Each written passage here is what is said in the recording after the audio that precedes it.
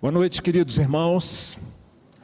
A graça, a paz do Senhor possa abençoar, transbordar na nossa casa, no nosso coração. Amém, irmãos? As crianças de 0 a 10 anos agora vão poder ouvir a palavra de Deus de modo compreensível às suas idades, se dirigindo ao auditório da nossa igreja, onde os professores irão orientá-las e levar a elas a palavra do Senhor. E nós aqui, meus irmãos, vamos abrir a Bíblia no Evangelho de João, capítulo 3. João 3, versos de 1 a 10.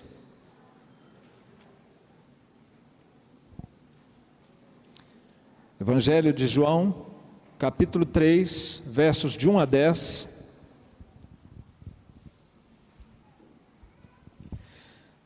Quero convidar a igreja a participar dessa leitura, se colocando em pé. Nós vamos ler alternadamente esta porção da Bíblia, terminando no verso 10. Havia entre os fariseus um homem chamado Nicodemos, um dos principais dos judeus, a igreja.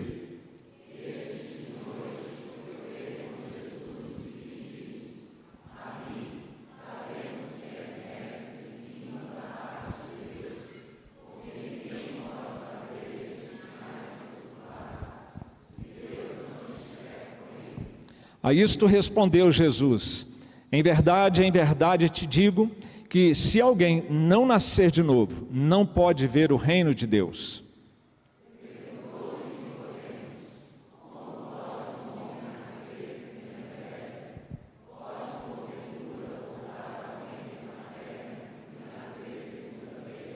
Respondeu Jesus: em verdade te digo, quem não nascer da água e do Espírito não pode entrar no reino de Deus.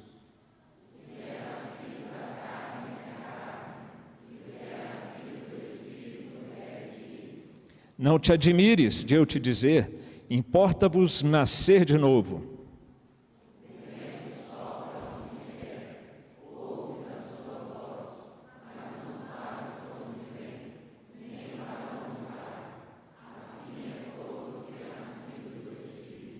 Então lhe perguntou Nicodemos: como pode suceder isso? Acudiu Jesus: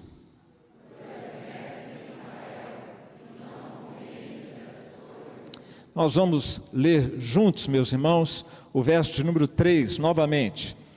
A isto respondeu Jesus: em verdade te digo, que se alguém não nascer de novo, não pode ver o reino de Deus. Senhor, nós temos a Tua palavra amada do nosso coração diante de nós e queremos ouvir a voz doce do Espírito Santo que nos convence, que nos ensina, nos corrige, nos consola por meio da Sua palavra, Senhor. Fala com a Tua igreja, fala com aqueles que aqui estão entre nós, convidados também, ó Deus, para que todos nós sejamos sensibilizados pelas verdades eternas que nós temos diante desta passagem lida. É a nossa humilde oração, em dependência completa do Senhor nesta hora, e em nome de Jesus. Amém. Podem se assentar, meus irmãos. Meus queridos, hoje pela manhã, enquanto o pastor Davi estava pregando um edificante sermão sobre quem é Jesus e como se dá a nossa relação com Ele, o pastor Davi falava da videira, de que nós somos os ramos. Eu me lembrei de um episódio da história da igreja, acontecido no século XVIII, envolvendo um dos maiores nomes que já Deus levantou no meio da sua igreja, um grande avivalista chamado Jonathan Edwards. Tivemos até já um seminário em nossa igreja sobre Edwards há uns anos atrás, e Edwards foi uma das mentes mais brilhantes que já nasceu nos Estados Unidos da América, isso reconhecido até por aqueles que não são da igreja. Um grande filósofo, um grande teólogo, e Deus o usou poderosamente num grande avivamento espiritual que aconteceu nos Estados Unidos no século XVIII. Mas há um episódio um tanto quanto estranho que aconteceu com ele como pastor. Ele era pastor numa igreja na qual o seu avô tinha sido pastor por 50 anos. E uma das coisas que o seu avô estabeleceu na igreja é que para participar da ceia do Senhor não precisava ser um membro professo, não precisava batizar. Bastava que ele fosse ali da comunidade e não tivesse um testemunho escandaloso, então ele podia participar da ceia do Senhor. Edwards assume como copastor do seu avô por alguns anos. Seu avô vem a falecer, já idoso. Ele assume a igreja e continua estudando essa questão, mas aí ele chega à conclusão de que aquilo não estava certo. E ele começa então a pregar sobre a necessidade do novo nascimento, da profissão de fé, o batismo é a profissão de fé, para que alguém pudesse participar da ceia do Senhor. E no dia 23 de junho de 1750, por 230 votos contra 23, ele foi demitido da igreja, por achar e entender que, de acordo com a palavra de Deus, as coisas têm que ser assim. É preciso nascer de novo, é preciso se batizar para poder, portanto, participar da ceia do Senhor. Eu trago esse exemplo porque esse é um exemplo extremo de nominalismo religioso. Um exemplo a que ponto a coisa pode chegar quando a religiosidade se torna uma coisa cultural e não uma experiência com Deus. No nosso país, nos últimos anos, o IBGE detectou no meio evangélico um movimento crescente de nominalismo religioso. Já há uma nova categoria identificada pelo IBGE que não existia tempos atrás: o crente não praticante, ou o evangélico não praticante. A gente estava acostumado a ouvir isso do catolicismo. O IBGE tinha esse dado por muitos anos do catolicismo, agora já faz parte também da nossa realidade como evangélicos. E aí nós vamos ter crentes visitantes na igreja, muitas vezes na sua própria igreja. Ele é um visitante, é aquele crente de grandes eventos, quando tem musical, quando tem Natal, quando tem bolo gelado depois do culto. Então, os crentes vêm matar a saudade na sua igreja, né? Membros da igreja, muitas vezes. Isso é o tal nominalismo religioso. É aquela pessoa que tem simpatia com a religião, simpatia com a igreja, mas ele não se envolve profundamente, porque ele não tem uma experiência profunda com Deus, ou se teve, isso ficou no passado, já não é mais uma realidade. E uma das coisas que caracteriza o nominalismo religioso, seja ele no espectro católico ou no espectro evangélico, é a falta de segurança quanto à salvação pessoal. Alguns acham, inclusive, que isso é uma presunção, uma pessoa dizer que tem certeza da sua salvação. Seria presunção se a Bíblia dissesse que é presunção, mas como a Bíblia diz que isso é possível, está mais para incredulidade do que para presunção, quando a gente acha que não pode ter certeza da salvação. O texto bíblico que nós lemos, meus irmãos, fala de um homem assim, um homem religioso, mas um homem que não tinha uma experiência profunda com Deus. Essa é uma história muito querida da igreja evangélica, a história de Nicodemos, né? Uma vez, Jesus estava passando por um caminho e ele viu Nicodemos em cima da árvore e ele falou: Nicodemos, desce daí que essa árvore é de Zaqueu. Não aconteceu, eu misturei as histórias aqui, né, gente? Não aconteceu nada disso, tá? É outra história, também muito querida, a de Zaqueu e a de Nicodemos. Mas voltando então ao texto bíblico propriamente, Nicodemos, ele não tinha certeza da sua salvação. Religioso, um fariseu que era, entre as diversas segmentos religiosos do judaísmo do século I, era o segmento mais radical, era a seita mais radical, mais rigorosa. Fariseu significa separado, então eles eram muito rigorosos. E dentre os fariseus, eles escolhiam alguns, que eram os mais ilustres, para fazerem parte do Sinédrio. O Sinédrio era composto de 70 homens, e o Sinédrio teve origem lá com Moisés, quando ele estava sobrecarregado no deserto. O sogro dele chegou para ele, Jetro, você vai morrer desse jeito. Vai acabar com a sua saúde e vai acabar com a saúde do povo. Escolha alguns homens que vão te ajudar a distribuir a carga. E assim Moisés escolheu 70. O Sinédrio começou ali, e agora nós estamos falando de 1500 anos depois de Moisés, faz parte do Sinédrio Nicodemos. Um homem que era doutor na lei, conhecia as escrituras hebraicas como ninguém, e eles decoravam capítulos inteiros, livros inteiros da Bíblia, do Antigo Testamento. Não tem a menor ideia de como eles conseguiam fazer isso, mas eles faziam. Fantástica essa dedicação dos fariseus. E Jesus então recebe esse fariseu para conversar com ele. Nicodemos vai de noite, que ele também não queria assim dar muita...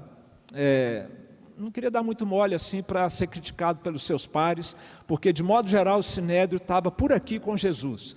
Poucos, exceções, viam em Jesus alguém que realmente era de Deus. E é o que ele chega dizendo para Jesus: Jesus, eu sei que o Senhor é um mestre, eu sei que Deus está com você, porque o que o Senhor faz, só pelo poder de Deus. E os adversários diziam que era pelo poder de Satanás. Mas Nicodemos tinha uma outra visão a respeito de Jesus.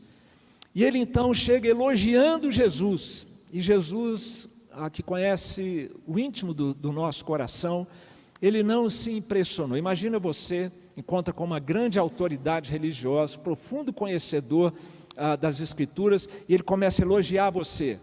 Você realmente é uma pessoa que conhece muito a Deus, conhece muito a Bíblia. Era um prato cheio para vaidade. Jesus não estava preocupado com isso. Ele corta o assunto e ele vai direto na jugular de Nicodemos. Ele fala: Nicodemos, você precisa nascer de novo. O crente chamado Nicodemos precisava nascer de novo. Ele cria em Deus, ele conhecia a palavra de Deus, ele respeitava Jesus, ele gostava de Jesus, mas ele não havia nascido de novo.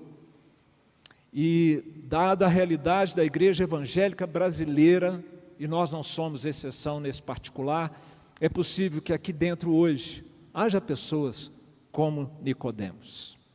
Crê em Deus, gosta da Bíblia até certo ponto, gosta de Jesus, simpatiza com a igreja, pode ser membro da igreja, pode ser gente que está atuando nos ministérios da igreja, mas ainda não nasceu de novo. E se for esse o caso, que Deus possa falar ao seu coração, porque tem algo muito melhor do que ser membro da igreja e ser atuante numa igreja, que é ter um relacionamento íntimo e pessoal com o Senhor Jesus Cristo. O ativismo muitas vezes é uma cortina de fumaça para a gente não ter que parar e pensar em como está nosso relacionamento com Deus. O ativismo muitas vezes ele traz uma cultura de desempenho. Eu tenho que fazer coisas na igreja para que Deus olhe para mim e fale: muito bem, você está indo bem, hein? Gosto de você, porque você é uma pessoa que trabalha muito na igreja. Essa cultura de desempenho, ela nos acompanha desde o Éden. Desde o Éden, quando os nossos pais pecaram, o ser humano, a humanidade, está tentando compensar seus pecados, fazendo coisas para Deus. Que Deus possa falar ao seu coração e ao meu coração, conforme for a sua vontade soberana nessa noite. No verso de número 3, Jesus então diz a Nicodemos: em verdade te digo, verdadeiramente, que eu estou te falando aqui é a mais absoluta verdade. Se alguém não nascer de novo, não pode ver o reino de Deus. Com essas palavras e com esse episódio na vida de Jesus, com Nicodemos, a gente aprende que o novo nascimento é essencial para a nossa salvação. E algumas coisas que a gente se apega muitas vezes achando que serão suficientes, mas Jesus, ele diz que isso é a condição sine qua non, fundamental, indispensável para a nossa salvação, que é o novo nascimento. E eu quero trazer aos irmãos aqui essas duas verdades sobre o novo nascimento. A primeira verdade é que o novo nascimento é uma experiência sobrenatural. Não é um conceito, não é uma doutrina, não é uma ideia simplesmente. o conceito, a doutrina e a ideia descrevem a experiência sobrenatural que Deus nos proporciona. Como eu disse, Nicodemos gostava de Jesus, mas isso não é novo nascimento. Ficar admirado por Jesus não é o suficiente, é o que ele diz, ele demonstra a sua admiração no verso 2. Rabi, sabemos que és mestre vindo da parte de Deus, porque ninguém pode fazer estes sinais que tu fazes se Deus não estiver com ele.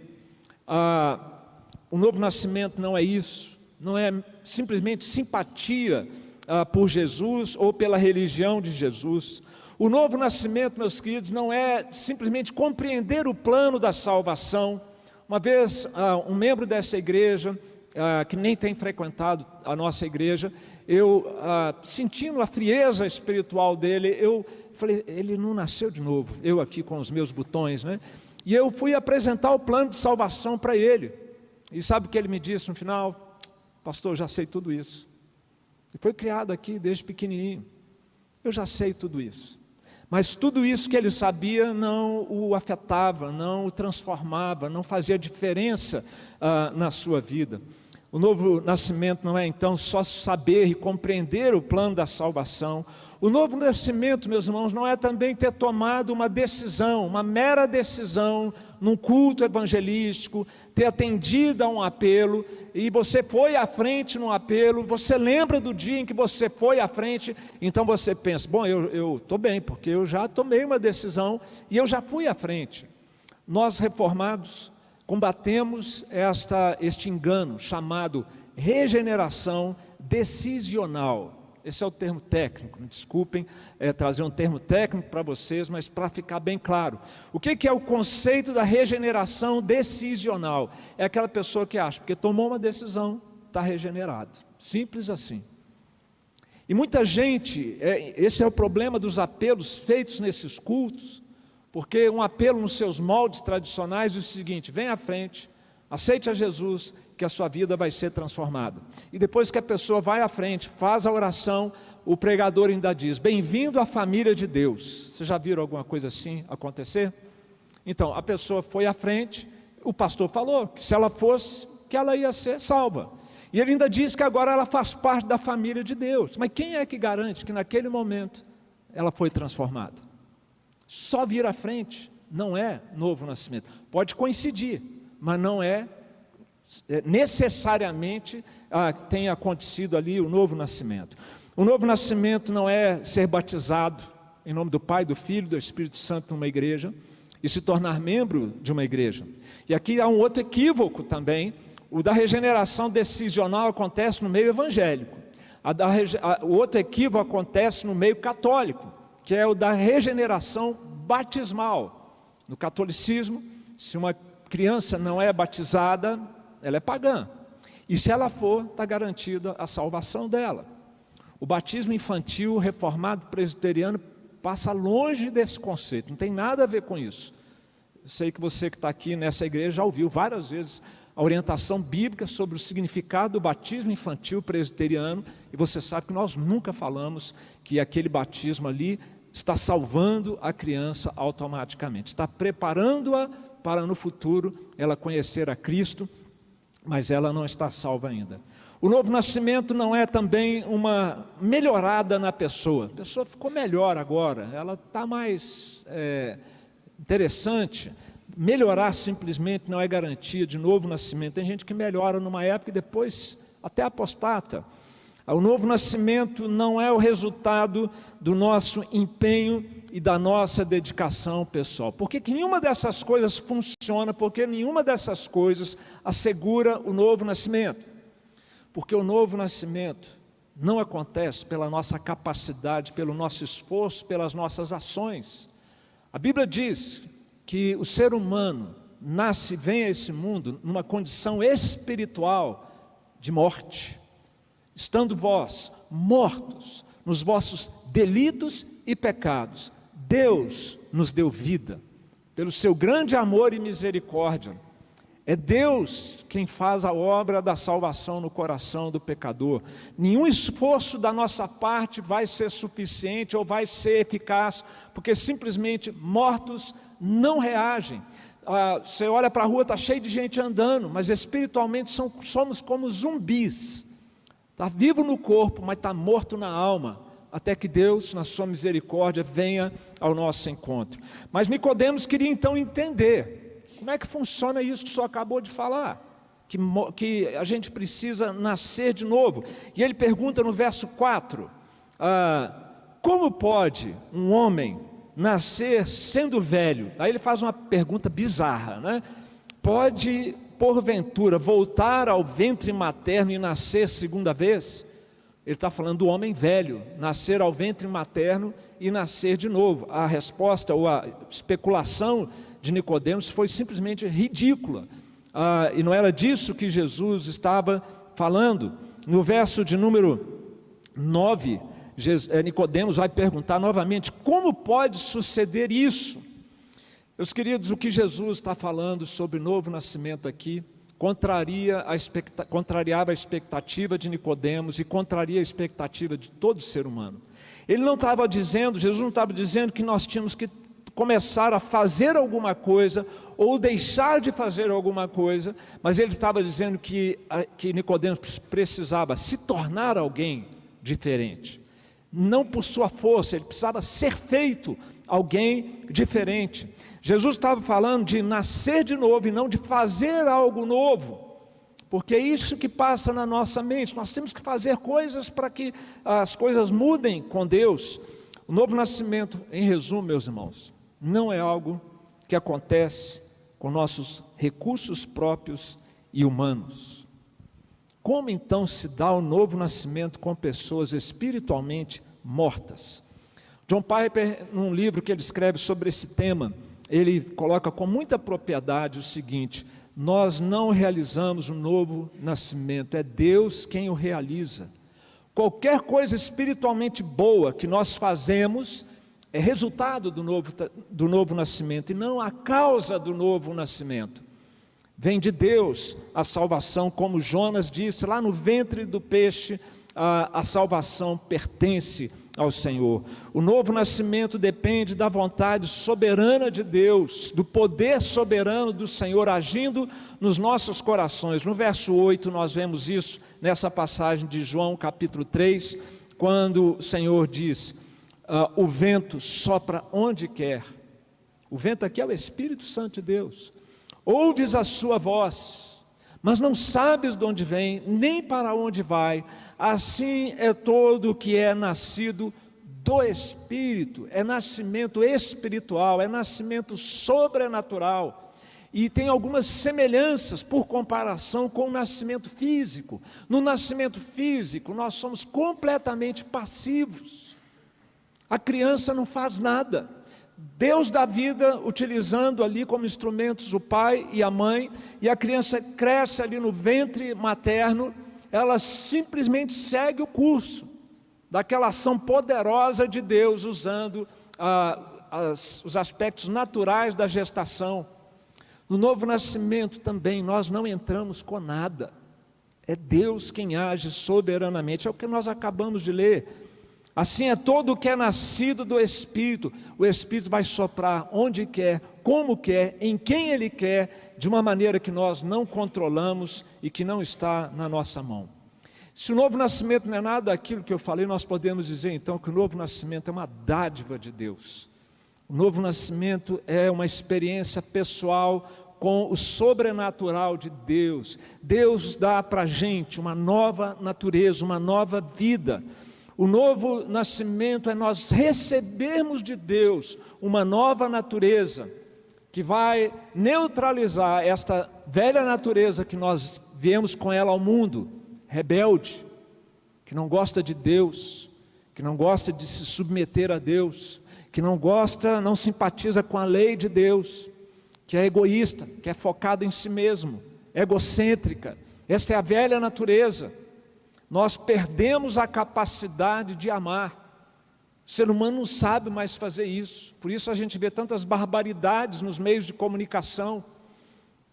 Mas em Cristo nós recebemos uma nova natureza, onde nós somos agora reabilitados a amar como Deus ama, porque nós somos criados à imagem e semelhança de Deus, quando éramos capazes de amar como Deus ama, e agora em Cristo isso vai ser restaurado em nós.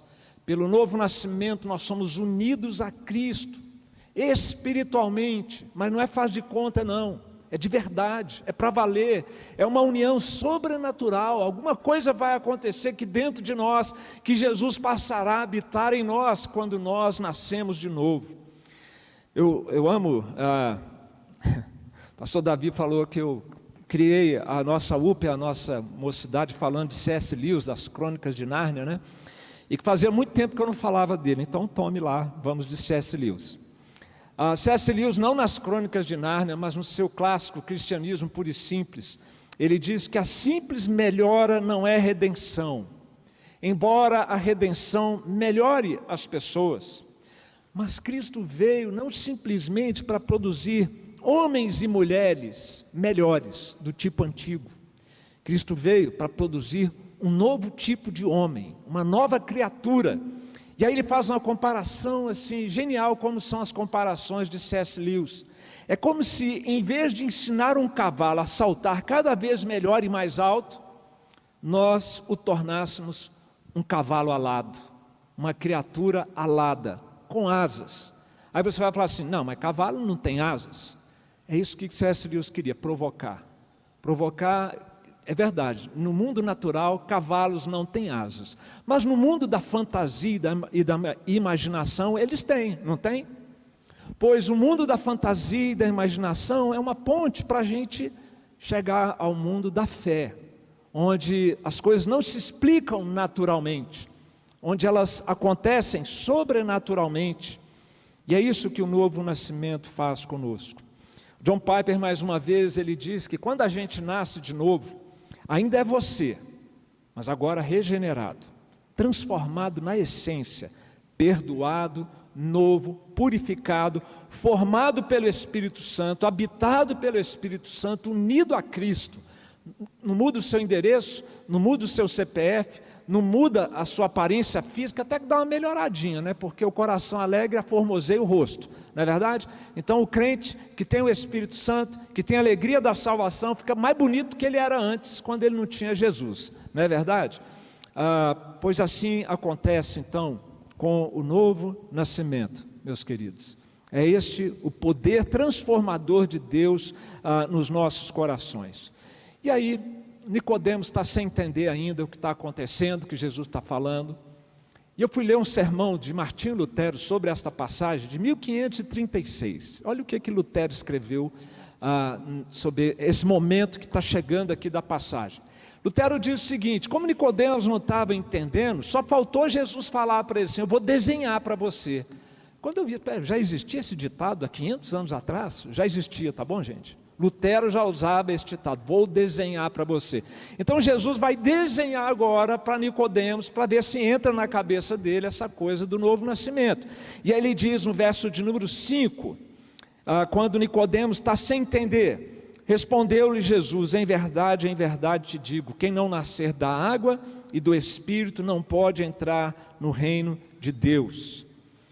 E ficou mais complicado, não ficou, gente? Para nós, nascer da água e do Espírito, era para desenhar Jesus, era para facilitar a coisa. Mas olha o que Jesus diz no verso 10 dessa passagem: tu és mestre em Israel e não compreende essas coisas. O desenho que Jesus fez para Nicodemos, como mestre em Israel, era para ele ter entendido. Sabe por que era? Porque ele conhecia o Antigo Testamento de capa a capa, de cor e salteado, como dizia antigamente. Então ele conhecia Ezequiel 36, de 25 a 27. E lá em Ezequiel 36, de 25 a 27, está lá explicado água e Espírito. Olha só, verso 25: então aspergerei água pura sobre vós, e ficareis purificados, de todas as vossas imundícias, e de todos os vossos ídolos vos purificarei. Nascer da água é receber de Deus o perdão, a purificação dos nossos pecados. Nicodemos, você precisa nascer de novo. Você precisa do perdão de Deus, porque você está em falta com Deus. Você é religioso, mas é um pecador. E a sua religiosidade, suas boas obras nunca vão compensar os seus pecados. Mas se você nascer da água, se você receber o perdão que eu vim trazer para você, então você vai poder entrar no reino de Deus. Nascer da água, meus irmãos, é isso, perdão de pecados.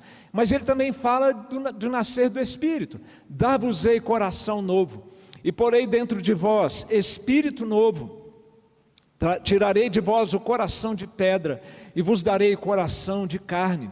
Porei dentro de vós o meu espírito, e farei que andeis nos meus estatutos, guardeis os meus juízos, e os observeis. Deixa o texto aí mais um pouquinho, porque no verso 26 e 27 está falando da transformação da natureza, da essência do ser humano. Ele tem, por natureza, nós temos um coração de pedra, insensível, rebelde, mesmo sendo religiosos.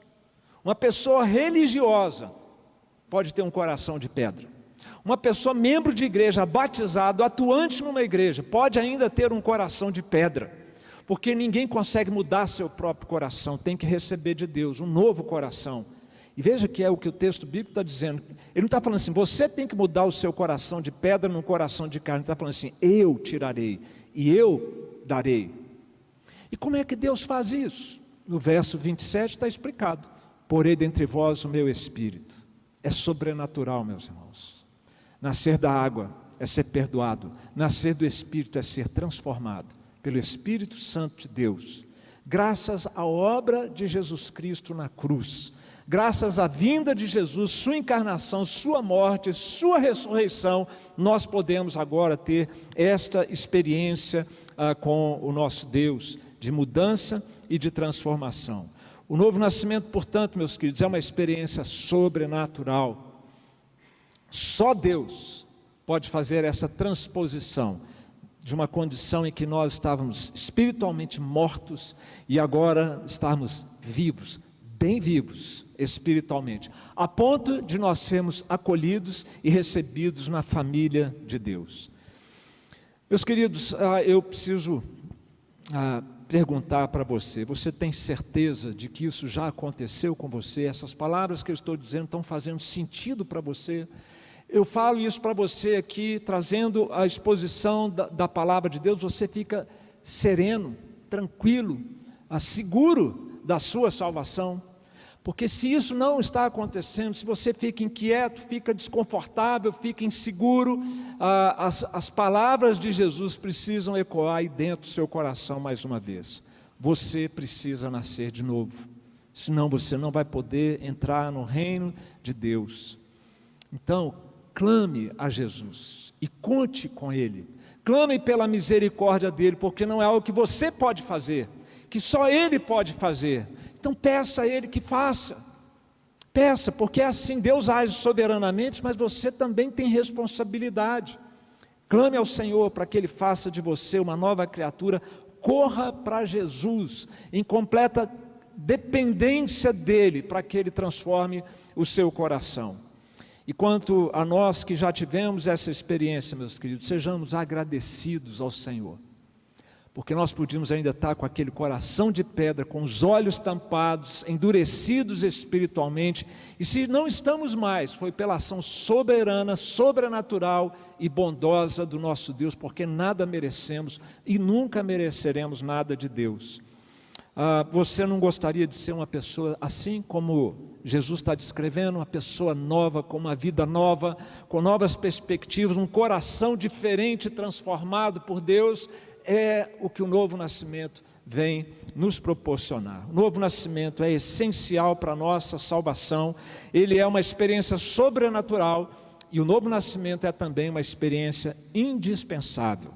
A gente canta aqui na igreja um cântico que diz: eu nunca saberei o preço dos meus pecados lá na cruz. Aqui tem duas coisas, embora o autor não fosse, não vamos querer fazer uma exegese profunda do que ele falou aqui, mas quando a gente diz que não sabe exatamente o custo da nossa salvação, nós podemos estar dizendo o seguinte: eu não tenho ideia do que significou para Jesus toda a humilhação e esvaziamento que ele teve que passar para que nós sejamos salvos. Talvez esse raciocínio seja mais imediato para nós. Agora tem um outro que a gente tem mais dificuldade de fazer. Eu não tenho ideia da gravidade dos meus pecados diante de Deus. Nós temos dificuldade de aquilatar, de avaliar e de reconhecer o quão pecadores nós somos.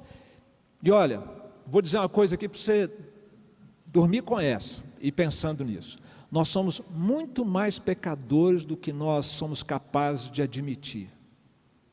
Nós somos muito mais pecadores do que nós gostaríamos de admitir.